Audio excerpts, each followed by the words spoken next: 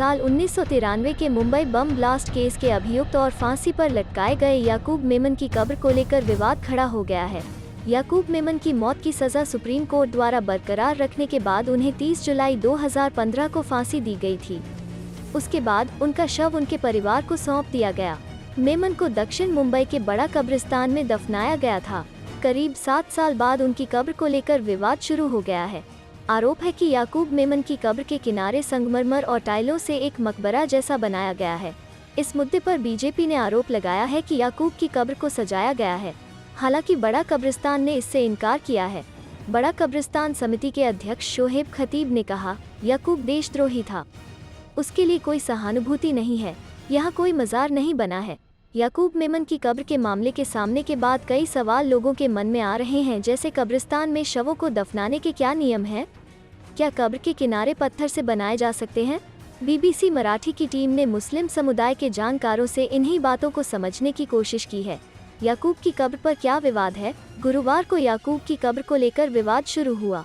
दरअसल इस कब्र के पास एक फर्श और संगमरमर की दीवार के चारों ओर बन रहे मकबरे की तस्वीरें वायरल हुई थीं। यहाँ दीप जलाने की तस्वीरें भी सामने आई हैं। इन तस्वीरों को ट्वीट करते हुए बीजेपी नेताओं ने आरोप लगाया कि याकूब की कब्र को सजाया गया है। भाजपा विधायक राम कदम ने मांग की कि याकूब की कब्र को सजाने के लिए पूर्व मुख्यमंत्री उद्धव ठाकरे, शरद पवार और राहुल गांधी को देश से माफी मांगनी चाहिए। वहीं शिवसेना प्रवक्ता अरविंद सावंत ने इन आरोपों को खारिज करते हुए भाजपा नेताओं से सवाल पूछा है। उद्धव ठाकरे का इस मामले से कोई लेना देना नहीं है। तत्कालीन देवेंद्र फडणवीस सरकार ने याकूब का शव परिवार को क्यों सौंपा?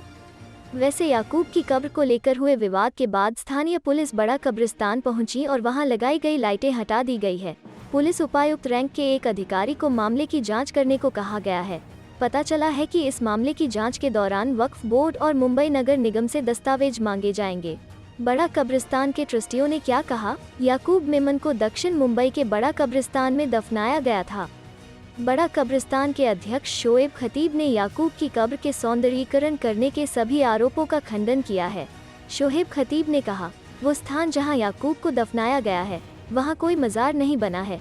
कब्र के चारों ओर की मिट्टी गिर रही थी, जिसके चलते किनारे पर एक ठोस संरचना बनाई गई है। यहाँ मेमन परिवार के अन्य सदस्यों की कब्रें हैं, सिर्फ याकूब की कब्र नहीं है। दक्षिण मुंबई में बड़ा कब्रिस्तान मुस्लिम समुदाय का एक बड़ा कब्रिस्तान है। शोएब खतीब ने कहा, शबे बारात के दौरान जगह जगह रोशनी की गई थी। कोविड के बाद सभी कब्रिस्तानों में पहली बार यह सुविधा दी गई है। याकूब मेमन को बम विस्फोट मामले में फांसी दी गई थी, तो उसकी कब्र के बगल में एक पत्थर क्यों बनाया गया?